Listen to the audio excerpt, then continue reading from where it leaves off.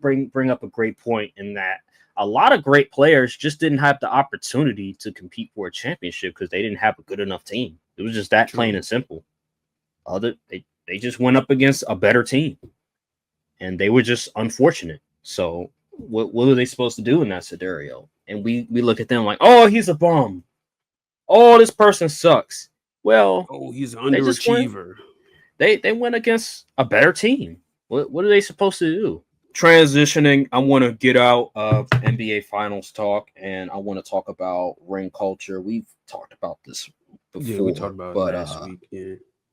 this time I really want to get specific because Stephen A. First Take, they had a segment on ring culture. They had Gilbert Arenas, they had Trace McGrady, they had Jay Williams on First Take at Fanatics Fest. I don't know what the hell is going on with Fanatics, but they have just rise to prominence over the past 5 to 6 years, where now they have their own little festival.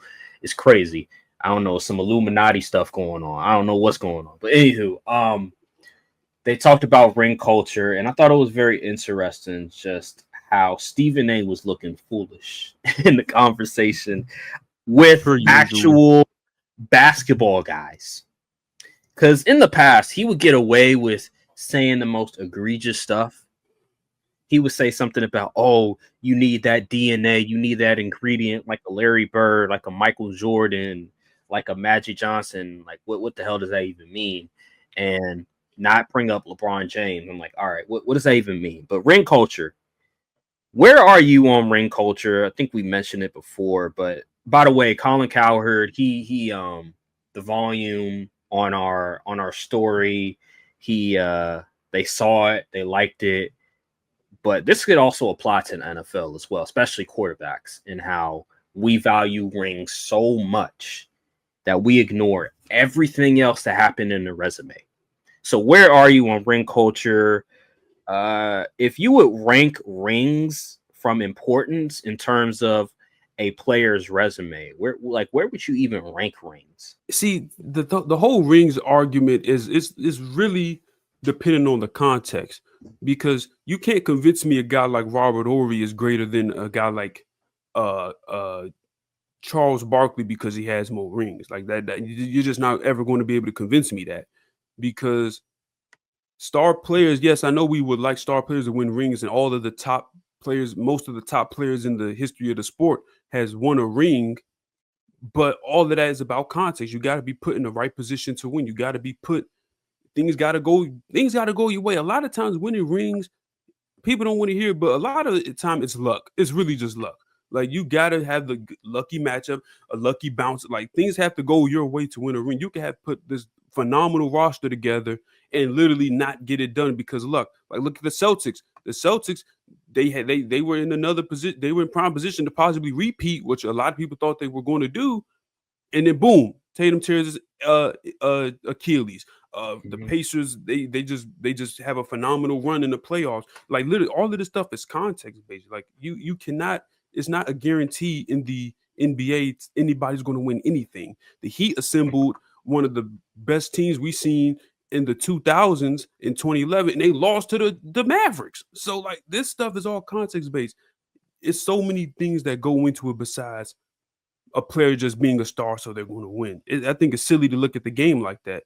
I do think rings are ultimately the most important, because that is what you play the sport for, is to win a ring. But you have to use that ring in context with other things, like how many MVPs, how many personal comments, all NBA players, all stars, all of that stuff. You have to take all of that into account, because when you start looking at it from this microscope, then you open yourself up to an argument that this player who has more rings but isn't doesn't have the personal accomplishments of that person, you trying to say, oh, they're better than him. So that's why you have to look at it from a nuanced perspective.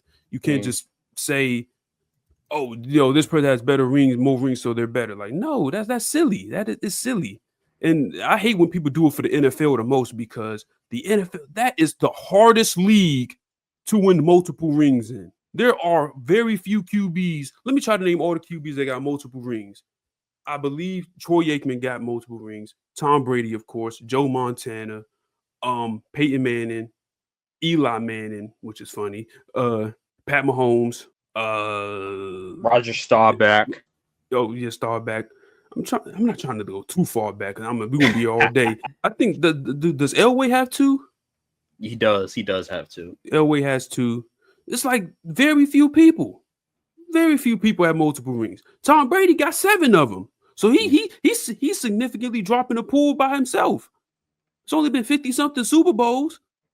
So the whole ring argument people try to do in the NFL is silly. It is silly. Aaron Rodgers is one of the best quarterbacks of all time. He has 1 ring.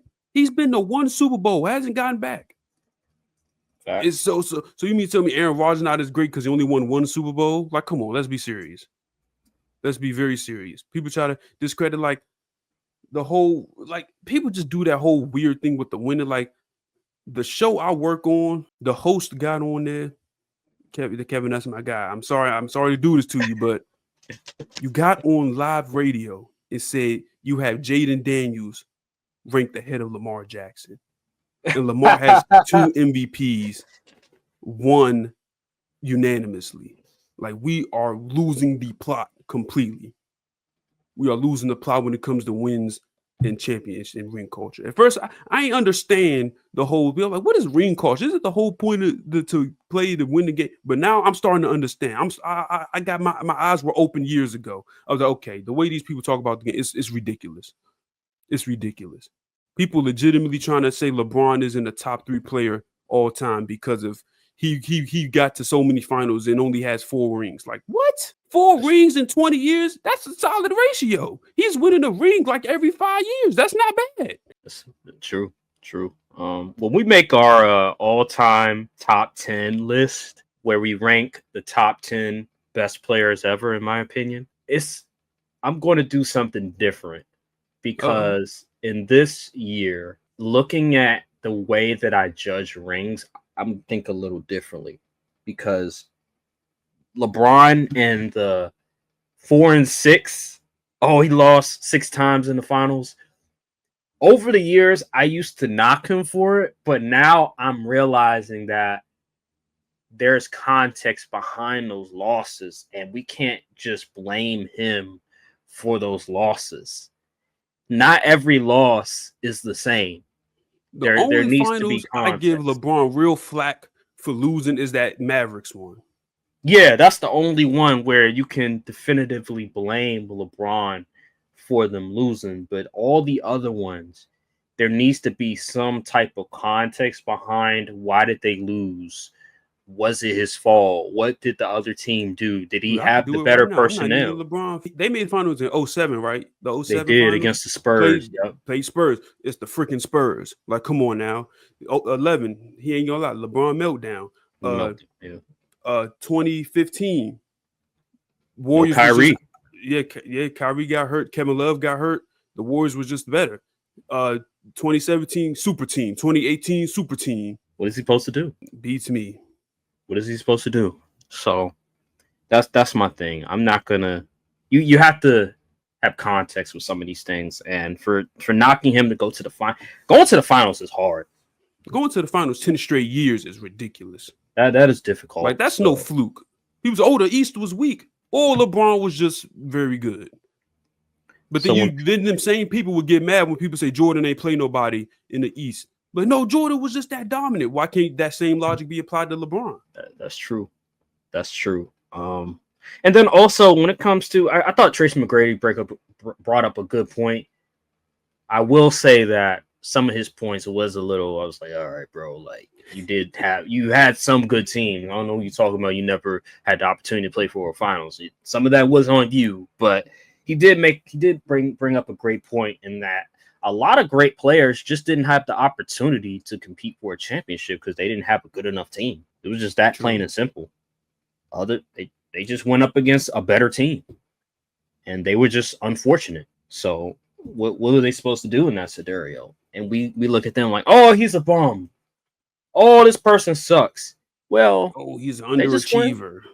They went against a better team. What are they supposed to do? So you need to have context in a lot of these things, and we have to appreciate these guys' careers, especially if they make All NBA, if they're an MVP, if they're an MVP caliber player, they're always in the hunt to win an MVP. If they want an MVP, we can't just shrug it off like it doesn't mean anything.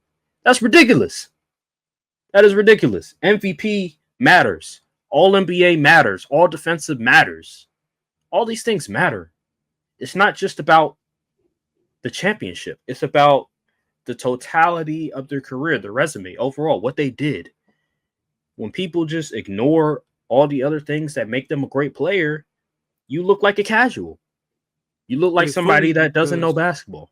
The whole ring culture, the ring culture defenders and all that stuff, they some hypocrites, because if ring culture matters so much, y'all care so much about rings, Jason Tatum wouldn't be getting as much flack as he always does. In y'all mind, he would be solidified instead because he won a ring. But you hear them people talk about Jason Tatum like, oh, he didn't even do anything that finals. Like, so which one is it? Is it Uchiwali or is it one Mike? Does the ring matter, or now does context apply? Right. And then also, were you the number one option, or you were the number two option? Were you an all-star when you won a ring, or were you not an all-star? Because if you remember Scottie Pippen, the last ring, he wasn't an all-star. He wasn't the same Scottie Pippen where they won 72 games. That wasn't the same Scottie Pippen. So context matters in a lot of these things. How good were you when they won the ring? Were you the sole reason why you won the ring? It all matters. And that's why ring culture is very toxic. That's why ring culture, I'll never be that person that says rings is the all be all, because it lacks context in a lot of fashions. And Stephen A bringing up, oh, you got to have this certain ingredient of a player in order to be considered be respected. No, man. If you win a ring, if you were the number one option, if you were the reason they won, and you were a great player, why should we knock that person? Or if they didn't win a ring and they went up against a better team, why should we knock that person? Like, I don't understand that whole philosophy and thinking. It's just, to me, it's a casual way of thinking things. And I believe ball knowers like a Kevin Durant or LeBron or people like that, they look at those conversations and they're like, yo, what are y'all talking about? Because if you remember, Brian, I remember maybe 15 years ago, it was around the time 2K12 came out. I know I'm bringing up 2K, but I remember a lot of folks were like, man, who are these Hall of Fame players? I never heard of this guy before. And people were appreciating these players. It was never about, oh, how many rings do they have? He didn't win more rings than this guy. It was, wow, I never heard of Jerry West before. I never heard of Elgin Baylor before, and this guy had like 10 All-NBAs. This guy was a great player back in the 60s and 70s. We would appreciate these players, but now we just ignore their accomplishments. We just say, oh, it's whatever. He didn't win a ring. He only won one ring. Who cares? Oh, he only won one ring. He's an underachiever. Like, what? What are we talking about? Blasphemy.